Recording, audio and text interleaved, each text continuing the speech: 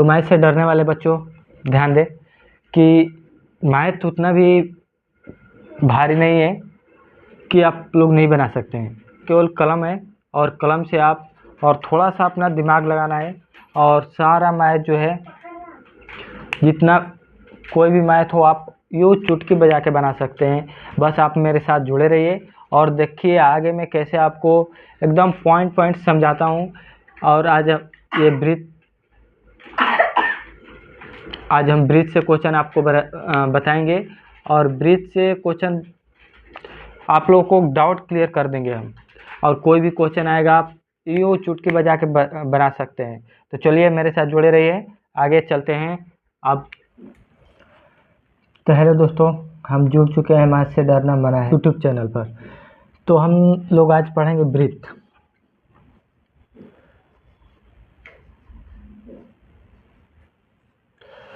आज हम लोग पढ़ेंगे ब्रीथ, ठीक है।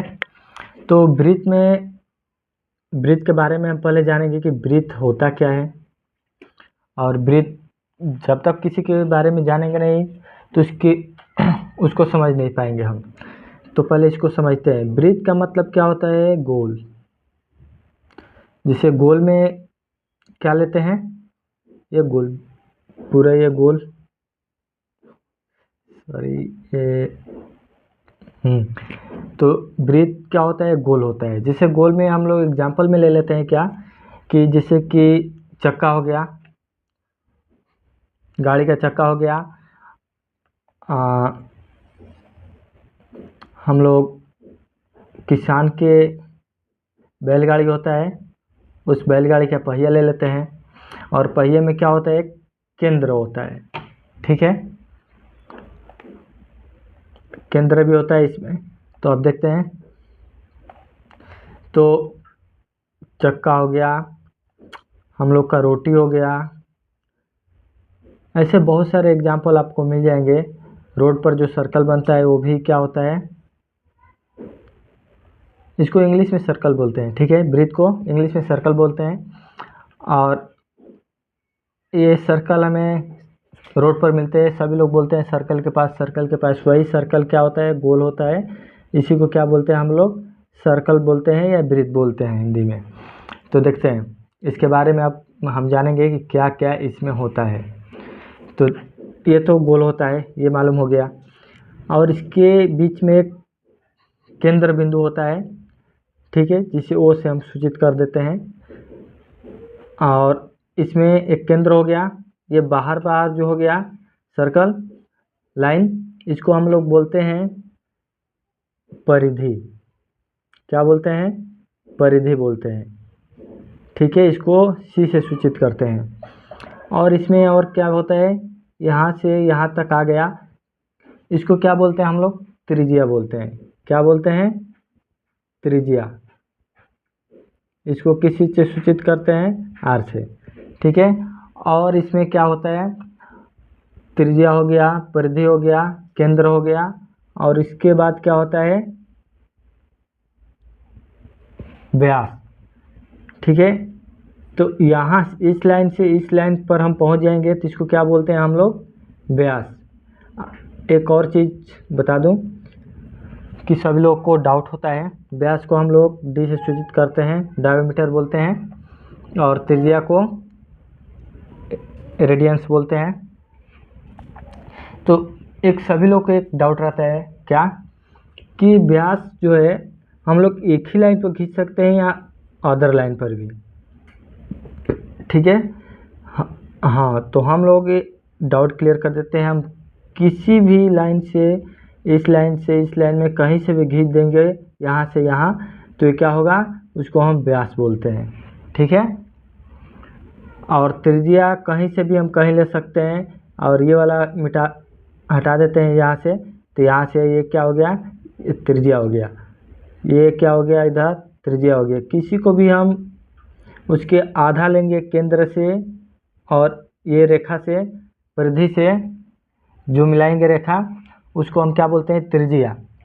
और त्रिज्या क्या होती है? हमेशा व्यास का आधा होती है। यहाँ से एक लाइन मिटकर हटा देते हैं तो ये आधा हो गया, तो ये क्या हो गया? यहाँ से यहाँ ये त्रिज्या हो गया। तो हमेशा ये याद रखना है कि त्रिज्या जो होती है व्यास का क्या होती है, आधा होती है। अब डाउट क्लियर हो गया आपको? तो आगे हम चलते हैं। हम लोग क्या क्या मिल गया इसमें, परिधि मिल गया, त्रिज्या मिल गया, व्यास मिल गया, ठीक है। अब इसमें हम लोग को एक मिलता है स्पर्श रेखा। कोई भी स्पर्श रेखा पर और केंद्र से दूरी पर जो रेखा है वहाँ पर कितने डिग्री कोण बनता है, 90 डिग्री का कोण बनेगा हमेशा। स्पर्श रेखा पर कितने डिग्री कोण बनता है, 90 डिग्री का, 90 डिग्री का कोण बनता है, ठीक है। और स्पर्श रेखा कहीं से भी हो सकती है, जहाँ से भी ये लाइन मिल जाए और यहाँ से केंद्र पर मिला दे लाइन, यहाँ पर कितने डिग्री का कोण बनेगा, 90 डिग्री का कोण बनेगा, ठीक है। ये याद रखना है।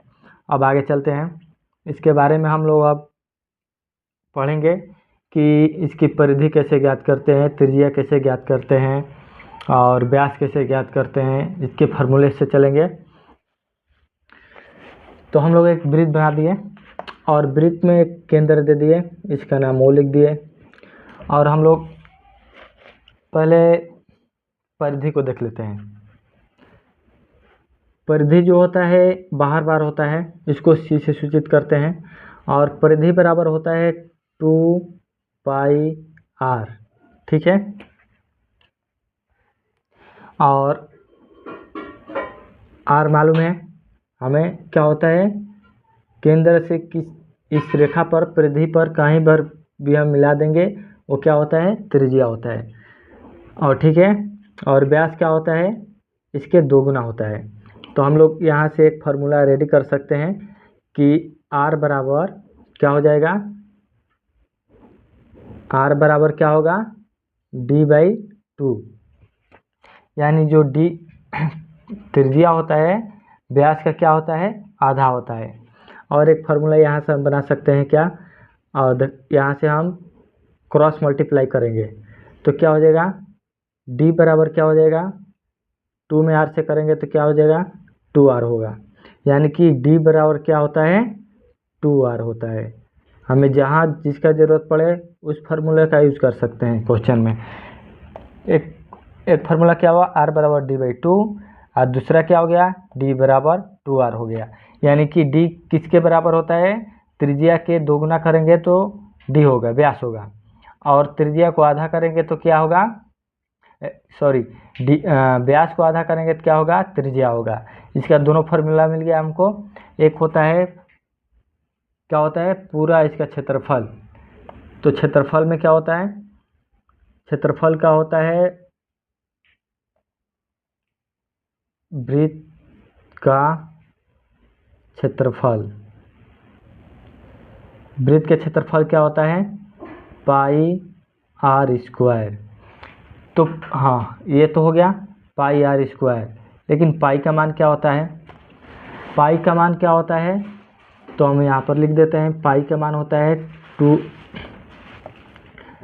22, यानी कि 22/7 होता है, 22/7 होता है। एक और होता है 3.14, और भी होता है आगे, लेकिन हमें इतना का ही ज़रूरत पड़ता है। जब बोले तब ये क्वेश्चन में यूज़ करते हैं, नहीं तो अधिकतर हम लोग 22/7 का यूज़ करते हैं।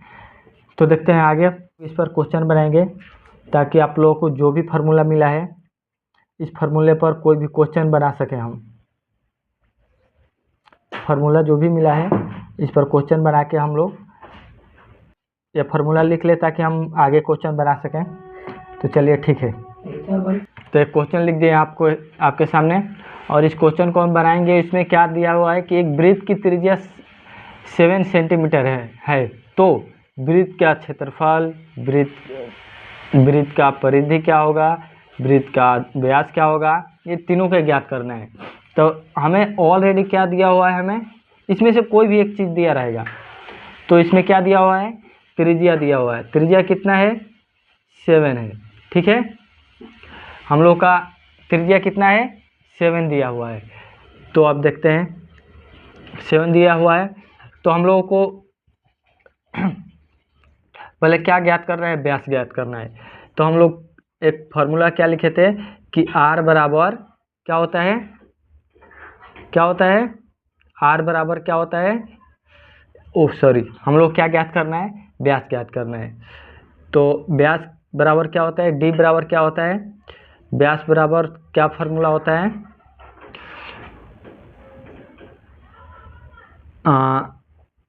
2r होता है। यानी कि व्यास जो होता है त्रिज्या का 2 गुना होता है।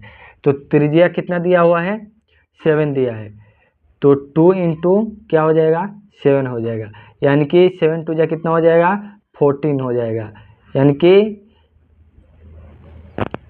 7 दूनी के कितना हो जाएगा, 14 हो जाएगा। 14 कितना होगा, सेंटीमीटर हो जाएगा। ठीक है, तो ये हम लोग का यहाँ से यहाँ तक क्या हो गया, किधर से भी ले लेते हैं, इसकी पूरी लंबाई कितना हो गया,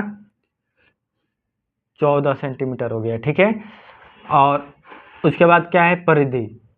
परिधि क्या है, इसके बाहर बाहर हम लोग घूमेंगे, कहीं से भी स्टार्ट करते हैं, इधर से घूमते घूमते घूमते यहाँ तक आ गए, तो इसका परिधि हो गया।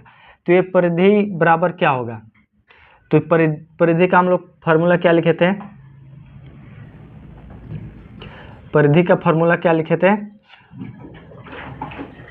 2 पाई आर, यही था ना। तो 2 पाई आर को हम, अब फार्मूला मिल गया हमको, अब इसको सेट करेंगे कैसे, इसमें पाई बराबर हम लोग क्या लिखे थे, उधर क्या बताए थे, 22/7। तो 22/7 इंटू आर कितना दिया हुआ है हमको, 7 दिया हुआ है, तो इधर 7 लिख दिए। अब इसको हम सॉल्व करेंगे। अब देखते हैं, अब यहाँ से ये कट जाएगा, 7 से 7 कट जाएगा एक बार में। ठीक है, और मल्टीप्लाई में हमेशा कहीं से भी कहीं कटा सकते हैं। अगर मल्टीप्लाई ऊपर रहे तो यहाँ से यहाँ, यहाँ यहाँ कितना भी दूर रहे कटा सकते हैं, और अगर ये बटा में रहे और यहाँ प्लस रहे तो इसको हम कटा नहीं सकते हैं। ओनली मल्टीप्लाई यानी कि गुणा में ही केवल कटा सकते हैं, गुणा के सिवाय प्लस माइनस में नहीं कटा सकते हैं। ठीक है, हाँ, प्लस माइनस में भी कटा सकते हैं, जब कब, जब ये प्लस में रहे +2 और -2 रहे, तो ऐसे हम कटा सकते हैं। यानी कि इसका मान कितना होता है, 0 होता है। तो ओनली गुणा में कटाते हैं, अदरवाइज जैसा रहे तब। तो चलते हैं आगे, 7 से 7 कट गया, अब क्या बचा, 2 बचा और 22 बचा। अब दोनों को गुणा करेंगे तो कितना हो जाएगा, 2 2 जा कितना होगा, 4 होगा, फिर 2 2 जा कितना हो जाएगा, 4 होगा। यानी कि 22 दूनी का 44 कितना हो गया, सेंटीमीटर हो गया। ये क्या हो गया, परिधि हो गया। परिधि हम लोग कितना मिल गया, 44, और व्यास कितने मिला, 14, और त्रिज्या कितना दिया हुआ है, 7। अब आगे चलते हैं हम लोग, क्या है, क्षेत्रफल, वृत्त का क्षेत्रफल। तो वृत्त का क्षेत्रफल बराबर क्या होता है, फार्मूला यहाँ लिख देते हैं आप लोगों को, कि फार्मूला होता है वृत्त का क्षेत्रफल बराबर होता है πr²। ठीक है, और वृत्त का परिधि बराबर क्या होता है, 2 πr होता है, और व्यास का क्या होता है, 2r होता है। ठीक है, तो अब आगे चलते हैं, वृत्त का क्षेत्रफल, वृत्त का क्षेत्रफल। ठीक है, वृत्त का क्षेत्रफल बराबर क्या होता है, फार्मूला बार बार लिखो, ताकि जितने बार आप लिखोगे उतना बार याद रहेगा, फार्मूला जल्दी याद होता है।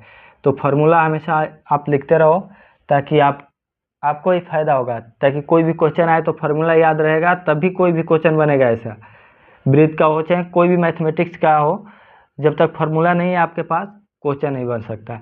तो फार्मूला हमेशा आप लिखते रहो और क्वेश्चन बनाओ बार बार, ताकि कोई भी क्वेश्चन आसानी से बन सके और दिमाग पर हमेशा वो फार्मूला याद रहे।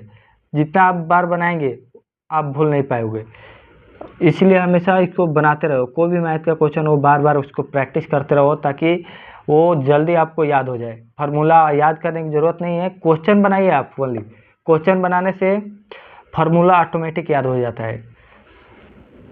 ठीक है, और चित्र, ये चित्र भी जरूरी है। चित्र अगर माइंड में रहेगा, उसके अनुसार ये फार्मूला आपको सेट करने में मदद मिलेगा। तो चलते हैं आगे। तो पाई बराबर क्या होता है, अभी हम लोग लिखे यहाँ पर कितना, 22/7।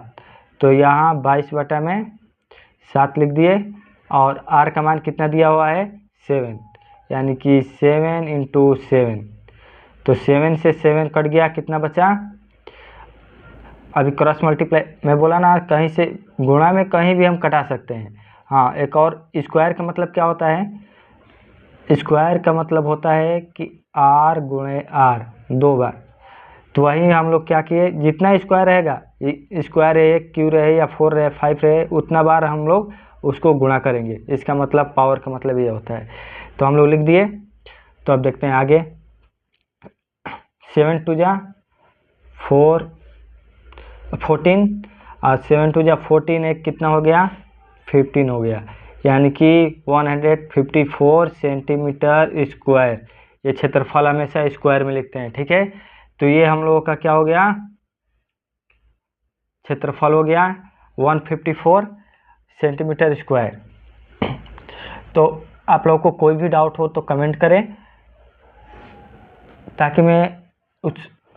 ताकि उस कमी को आपको मैं पूरा कर सकूं। तो सभी लोग बोलते हैं मैथ भारी है, भारी है, भारी है। भारी कुछ नहीं है, बस अपने दिमाग से ये भारीपन का बोझ जो है हटा दे। उसके बाद कोई भी क्वेश्चन फार्मूला के साथ बनाए, एकदम आसानी से बना सकते हैं। डरने से क्या होता है, कोई भी क्वेश्चन अगर छोटा भी है तो बड़ा हो जाता है। तो मैथ से डरने वाले बच्चों ध्यान दें, अब मैथ से डरना नहीं है। मैथ को आपको आप ही के भाषा में मैं समझाने वाला हूँ, ताकि आप समझ सकें।